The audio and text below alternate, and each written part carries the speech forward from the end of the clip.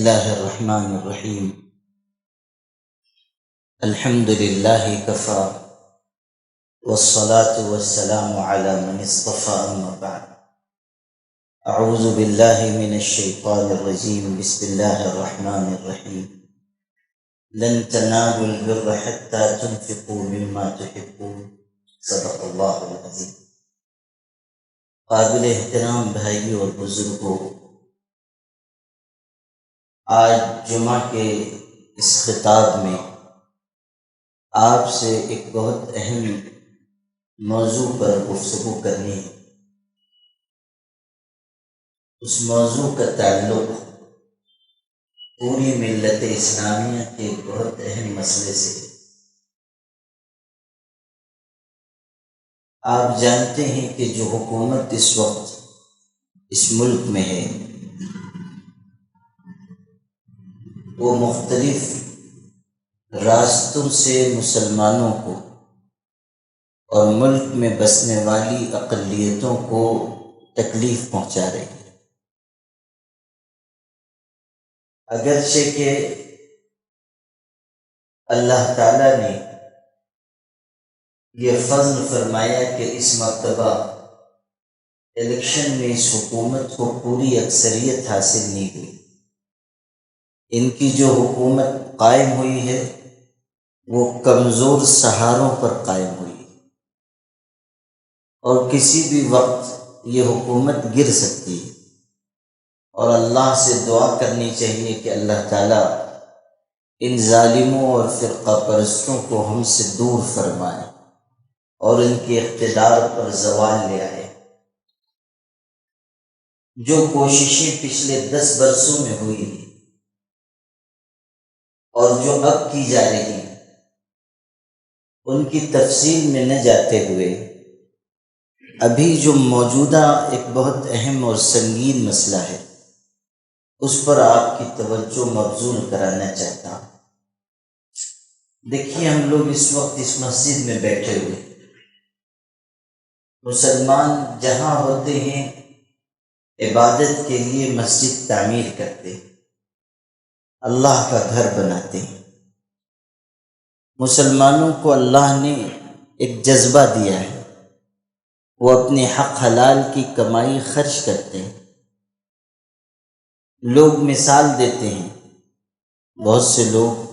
مثال دیتے ہیں یا سوشل میڈیا پر لکھتے ہیں کہ RSS والوں کو دیکھو وہ کتنا خرچ کرتے ہیں، یا وہ اپنی کمائی کا ایک حصہ اپنی جماعت کو، اپنی تنظیم کو دیتے ہیں، اور یہ کہہ کر مسلمانوں کو ترغیب دی جاتی ہے کہ تم بھی خرچ کرو۔ میں کہتا ہوں کہ ہمارے لیے ان کی مثال کی کیا ضرورت ہے؟ اللہ نے مسلمانوں کو خود ایسا جذبہ دیا ہے کہ جس تک دنیا کی کوئی قوم پہنچ نہیں سکتی، چاہے وہ RSS والے ہوں، چاہے دنیا کی کسی تنظیم کے لوگ ہوں، چاہے کسی مذہب کے ماننے والے ہوں، اللہ نے مسلمانوں کے اندر جو جذبہ رکھا ہے وہ دنیا کی کسی قوم میں نہیں۔ غریب سے غریب مسلمان بھی ہوتا ہے، وہ بھی کچھ نہ کچھ اللہ کے راستے میں دیتا ہے۔ کہیں مسجد تعمیر ہو رہی ہو، کہیں کوئی کار خیر انجام پا رہا ہو، آپ دیکھیں گے کہ لون چلانے والے مزدور بھی اس میں شریک ہوتے ہیں، اپنی حیثیت کے مطابق کچھ نہ کچھ دیتے ہیں۔ یہ جذبہ سوائے مسلمانوں کے آپ کو دنیا کی کسی قوم میں نہیں ملے گا۔ قرآن پاک میں اللہ کا ارشاد آیا ہے، لن تنالوا البر حتى تنفقوا مما تحبون۔ تم نیکی کے کمال کو اس وقت تک پہنچ نہیں سکتے جب تک کہ اللہ کے راستے میں وہ چیز نہ خرچ کرو جو تم کو پسند ہے، جو چیز تم کو پسند ہے۔ یعنی اللہ کے راستے میں ایسی چیز انسان دے جو اس کی پسندیدہ چیز ہے یا جس کی اس کو ضرورت ہے، لیکن اپنے اوپر دوسروں کو ترجیح دے کر وہ اللہ کے راستے میں دے دے۔ صحابہ کرام کے بارے میں آپ پڑھیں، قرآن پاک کی آیت ہے، ارشاد ہے یؤثرون علی انفسہم ولو کان بہم خصاصہ، کہ ان کی صفت یہ ہے، ان کی خصوصیت یہ ہے کہ یہ خود بھوکے محتاج ہوں مگر دوسروں کی مدد کرتے ہیں، یعنی خود بھوکے ہیں مگر دوسروں کو کھلا رہے ہیں، خود ننگے بدن ہیں مگر دوسروں کو پہنا رہے ہیں، خود بے گھر ہیں مگر دوسروں کو گھر دے رہے ہیں، خود پریشان حال ہیں لیکن دوسروں کی مدد سے ہاتھ نہیں کھینچتے، یؤثرون علی انفسہم ولو کان بہم خصاصہ۔ قرآن پاک نے جو راستہ مسلمانوں کو سکھایا وہ یہ کہ تم اپنی پسندیدہ چیز اللہ کے راستے میں دو، یہ نہیں کہ جو گری پڑی ردی چیز ہے وہ اللہ کے نام پر، اور جو اچھی چیزیں ہیں وہ ہمارے لیے، یہ نہیں۔ ایسا نہ ہو جیسے وہ بوڑھی عورت تھی، گھر کے صحن میں روٹی بنا رہی ہے، کتا آ کے روٹی لے کے بھاگا، وہ بڑھیا اس کے پیچھے دوڑی، وہ کتا کہاں اس کے ہاتھ آنے والا تھا۔ جب اس نے دیکھا کہ یہ دور جا چکا ہے تو کہنے لگی روٹی اللہ کے نام پہ صدقہ ہے، یعنی جب محسوس کیا کہ اب اس کو میں پا نہیں سکتی تو کہنے لگی کہ یہ روٹی اللہ کے نام پہ صدقہ ہے۔ یہ نہیں، جو آپ کے پاس بہتر سے بہتر چیز ہے وہ اللہ کے راستے میں دی جائے، یہ نہیں کہ جو آپ کے ہاتھ سے نکل گیا یا جو چیز ناپسندیدہ ہے جو آپ خود استعمال نہیں کر رہے ہیں وہ کہہ رہے ہیں کہ لے جاؤ، یہ مسجد میں دے دو، یہ مدرسے میں دے دو، چن کے ایسی پھٹی ہوئی نوٹ جمعہ کے دن لے کے آئیں جو کہیں نہیں چلنے والی ہو اور وہ مسجد کے چندے کی تھیلی میں ڈال دیں، یہ نہیں۔ لن تنالوا البر حتى تنفقوا مما تحبون، اپنی پسندیدہ چیز میں سے اللہ کے راستے میں دو۔ جو قرآن نے سکھایا تھا مسلمانوں نے اس پر اس طرح عمل کیا کہ اپنی حق حلال کی کمائی میں سے وہ اللہ کے راستے میں دیتے ہیں۔ آپ دیکھیے دنیا میں کتنی مسجدیں ہیں، ہمارے ملک میں کتنی مسجدیں ہیں، ملک جانے دو،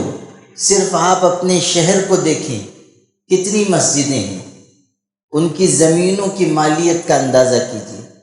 عمارت کا اندازہ کیجیے، امام مؤذن کو جو تنخواہ دی جا رہی ہے،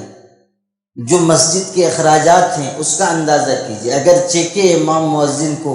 ہم لوگ بہت معمولی تنخواہ دیتے ہیں جو نامناسب بات ہے،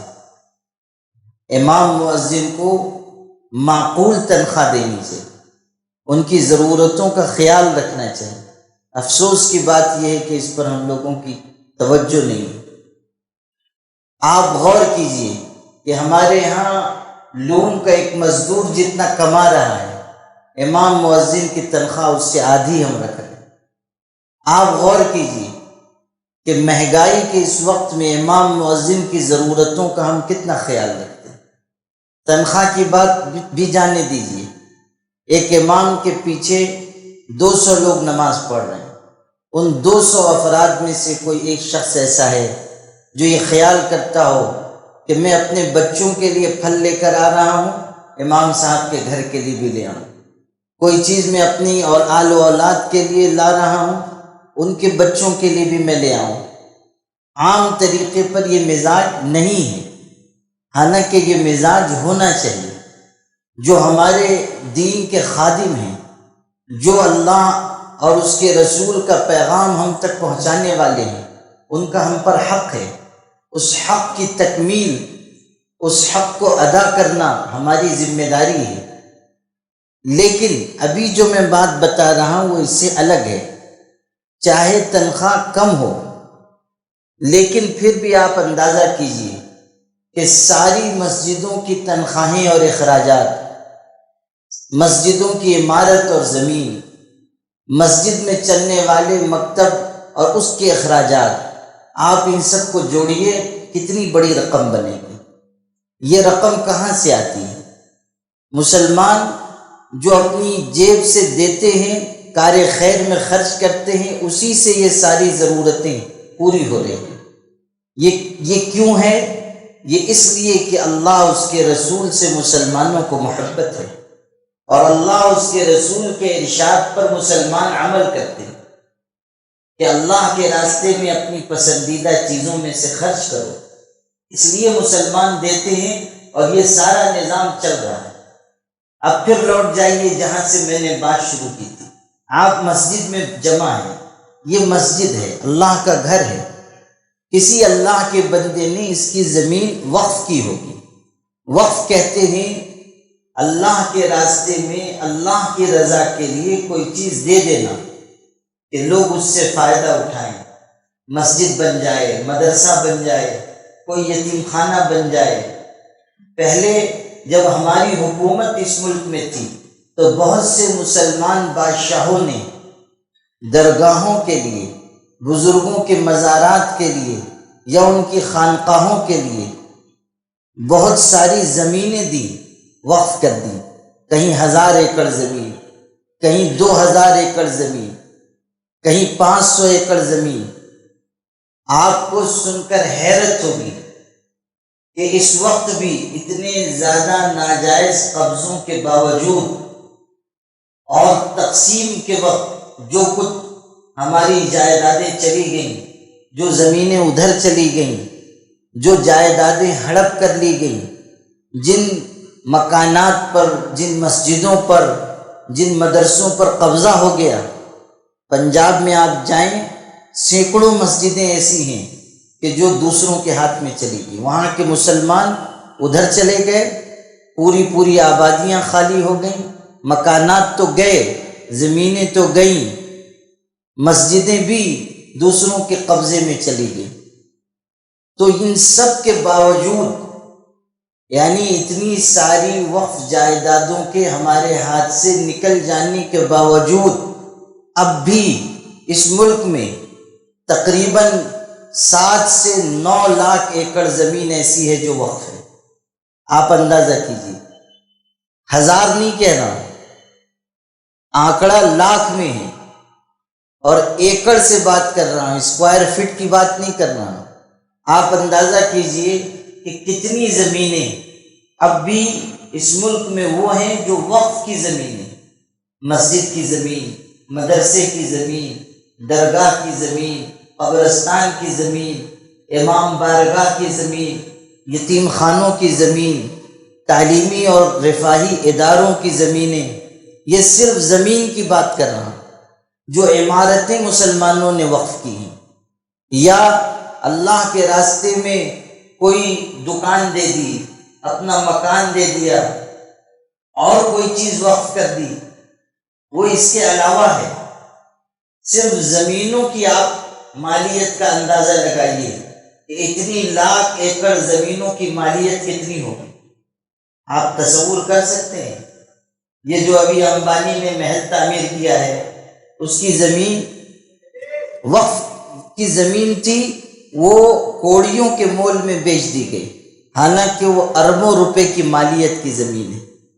اربوں روپے کی مالیت کی زمین کوڑیوں کے دام میں۔ آپ یوں سمجھ لیجئے کہ عالی شان محل جہاں اس نے تعمیر کر رکھا ہے، اس زمین کی قیمت اربوں روپے ہے، اور وہ نہایت معمولی قیمت پر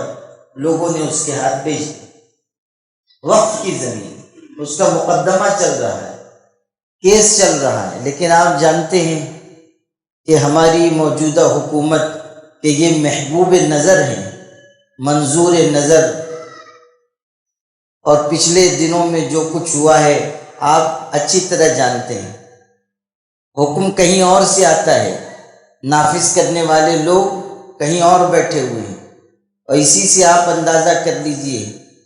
کہ پیسے کی طاقت یہ ہے کہ حکومت ہاتھ میں نہیں ہے مگر حکومت ہاتھ میں ہے، یعنی حکومت چلانے والے لوگ دوسرے ہیں، جن کے پاس پیسہ ہے، دولت ہے، وہ حکومت کے لوگوں کو بھی جیب میں رکھے ہوئے، اور جیسا حکم ادھر سے آتا ہے اس کے مطابق یہ حضرات آمنا صدقنا، جو حکم میرے سرکار کا، یعنی سرکار کی بھی سرکار بنی ہوئی یہ صورتحال کس وجہ سے ہے؟ اس لیے کہ پیسے کے زور پر یہ لوگوں کو قبضے میں کیے ہوئے ہیں۔ خیر، جو بات آپ سے عرض کر رہا تھا وہ یہ کہ اتنی جائیدادیں ملک میں ہیں، اور آپ دیکھیں گے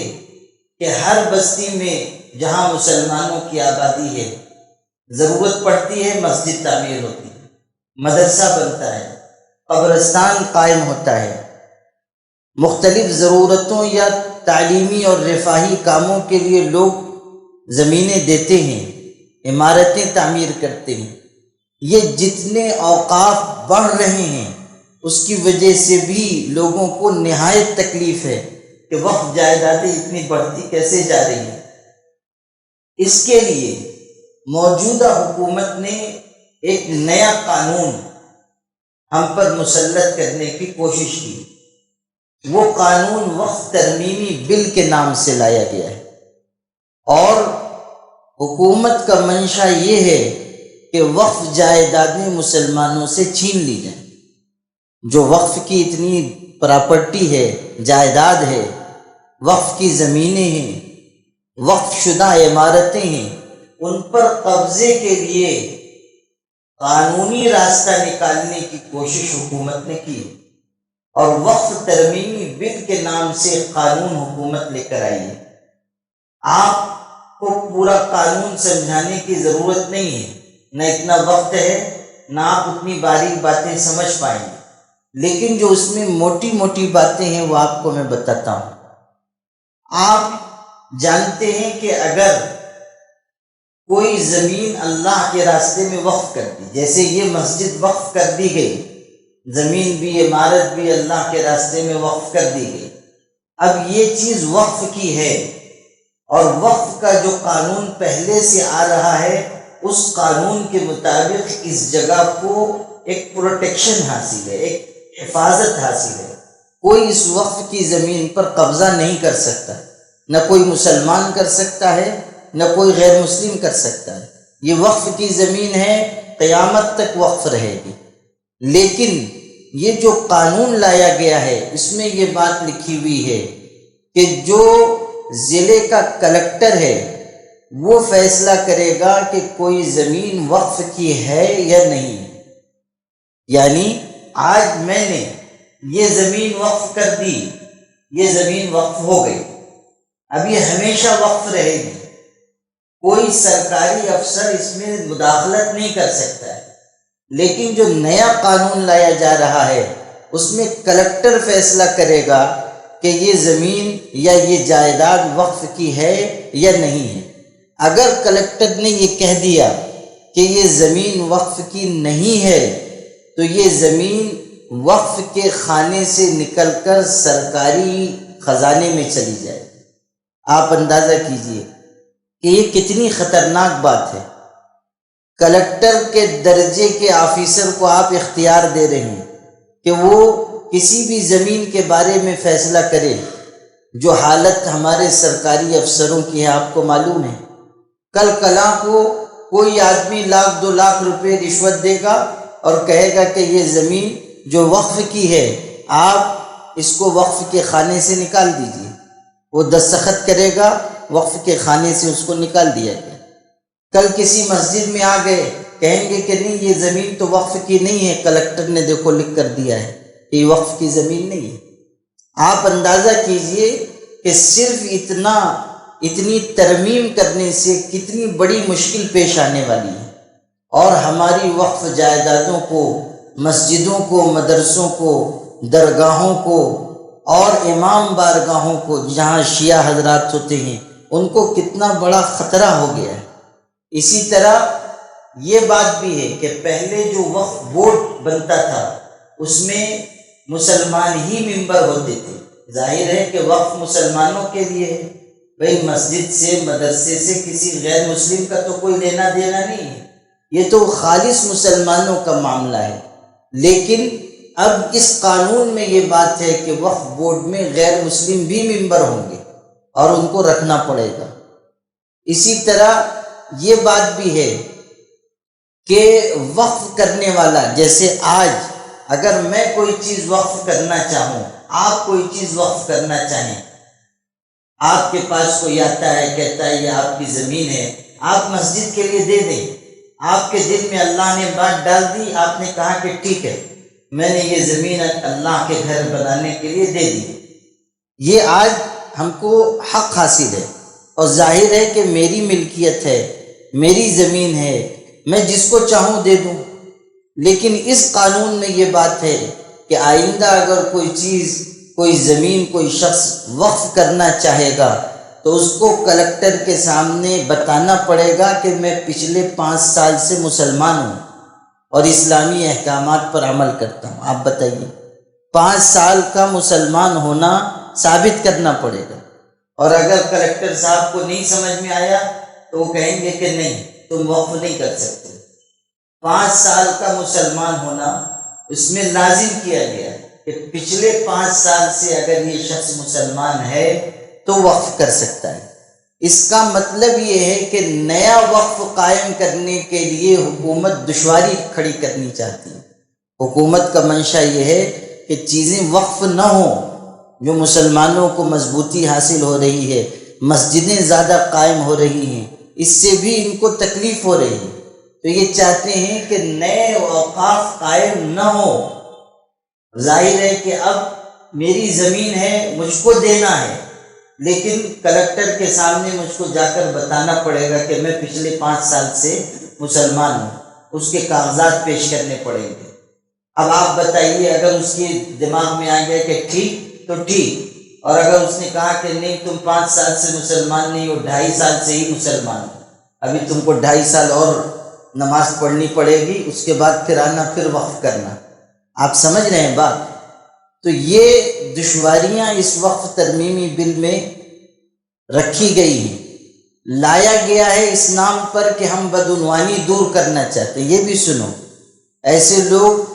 جو گلے گلے تک بدعنوانی میں ڈوبے ہوئے ہیں، وہ کہہ رہے ہیں کہ ہم بدعنوانی دور کرنے کے لیے یہ لا رہے ہیں،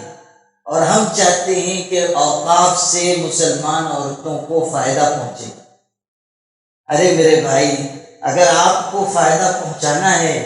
آپ کے پاس بہت کچھ ہے، آپ اس میں سے دیں، اور آپ کو اتنی مہربانی کرنے کی بھی ضرورت نہیں ہے۔ جن وقف جائیدادوں پر حکومت کا قبضہ ہے، آپ صرف وہ وقف جائیدادیں چھوڑ دیجئے،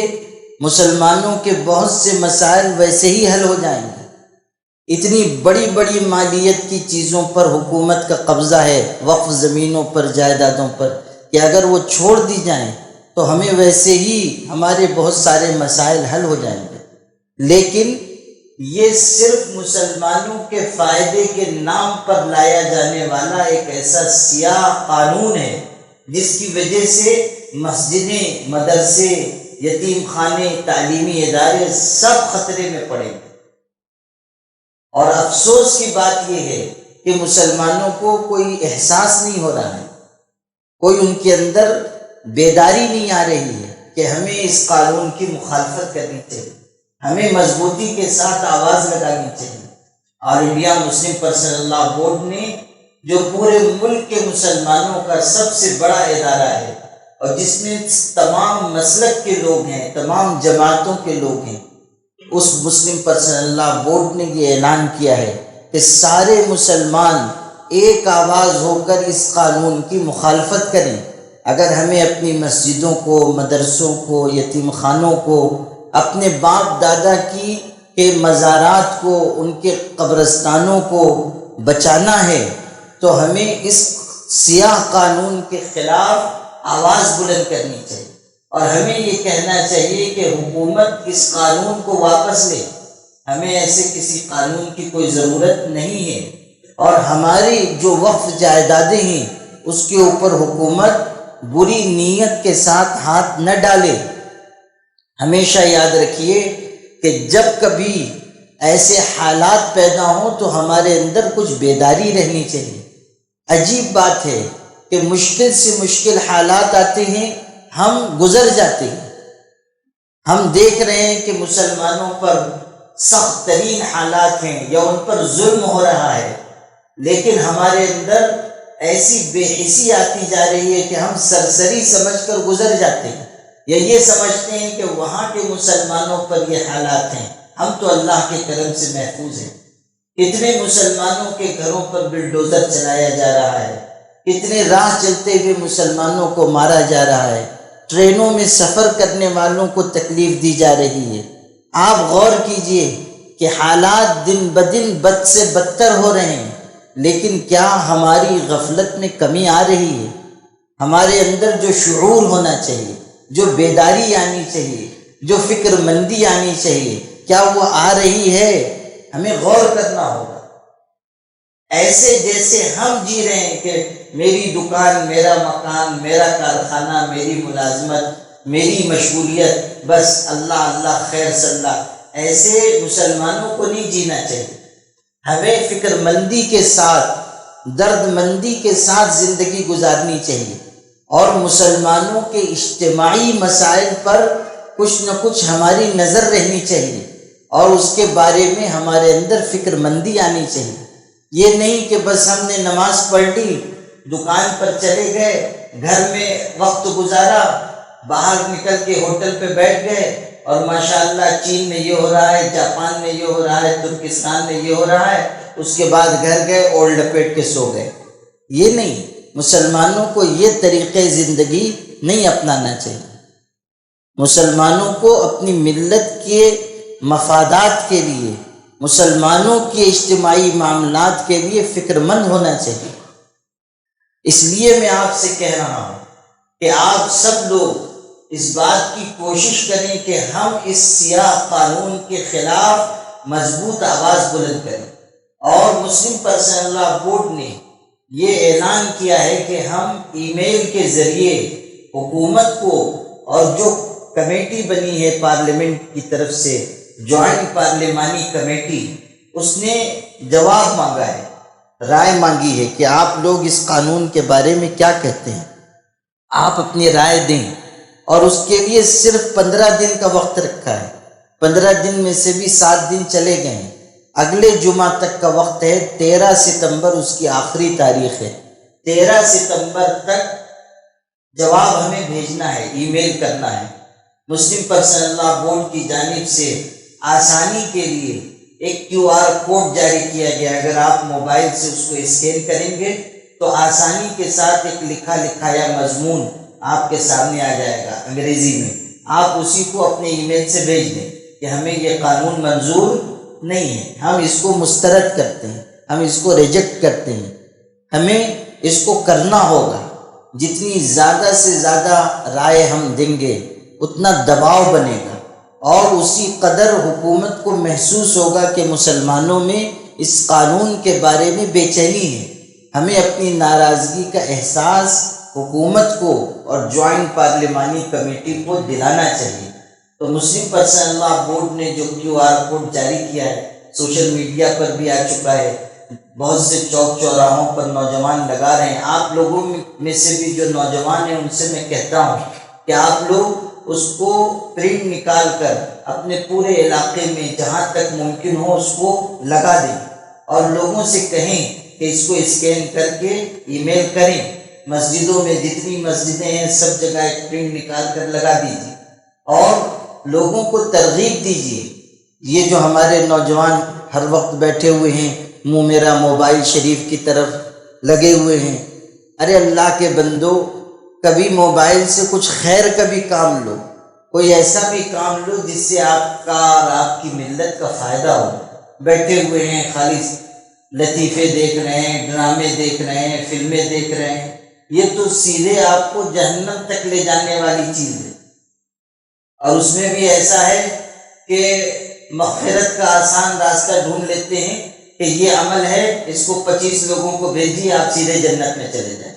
تو بیچارہ بیٹھ کے اس کو بھیج رہا ہے کہ ہاں اس کو 25 لوگوں کو بھیج دیں، سیدھے جنت میں پہنچ جائیں گے انشاءاللہ۔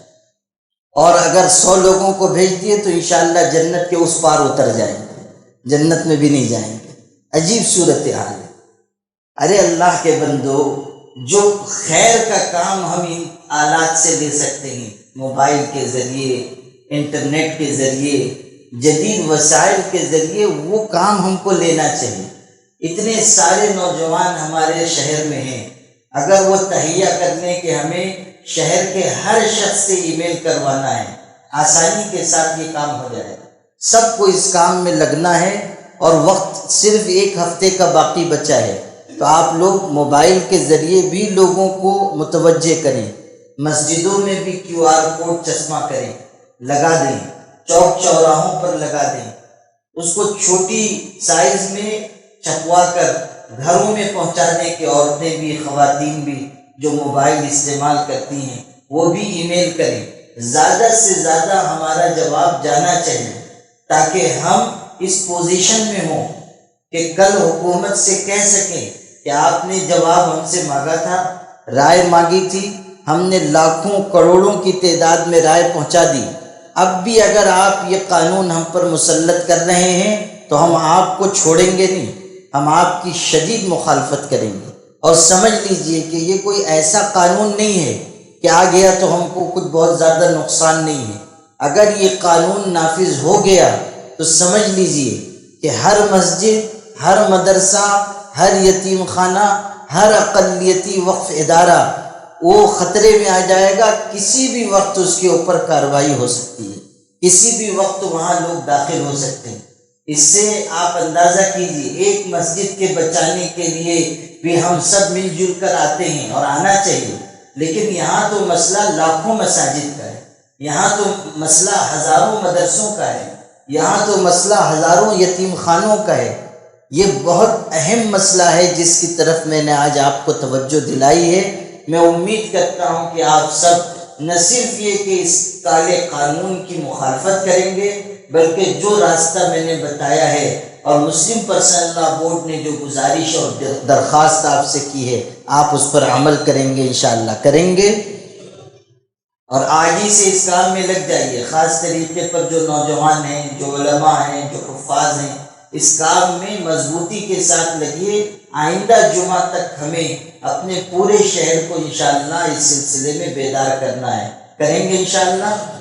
اپنے یہاں کے لوگوں کو جگانے کے لیے ذرا 2 تھپڑ بھی مارنا پڑتا ہے، یہ جلدی اٹھنے والی قوم ہے نہیں، تو اس لیے آپ لوگ ذرا ٹھکانے سے سب کو متوجہ کیجیے، ورنہ لوگ سنیں گے ہاں ہاں کریں گے، اس کے بعد پھر انتقال پرملال ہو جائے گا، یا جا کے ہوٹل پہ بیٹھیں گے 2 گھنٹے گپ شپ کریں گے، پھر آپ کہیں گے ای میل کر دیجئے تو کہیں گے کہ مجھ کو فرصت نہیں ہے، وہاں جا کے بیٹھ کے گپ شپ کریں گے اور پھر آپ کہیں گے تو کہیں گے کہ ہم کو فرصت نہیں ہے۔ تو اس لیے ہم لوگوں کو پوری ذمہ داری اور احساس جواب دہی کے ساتھ اس کام میں لگنا ہے۔ اللہ تعالیٰ اپنے فضل سے اس کالے قانون کو ہم پر مسلط نہ ہونے دے، اور اللہ تعالیٰ اس کے شر سے ہم سب کی حفاظت فرمائے، پورے ملک کی حفاظت فرمائے۔ وآخر دعوانا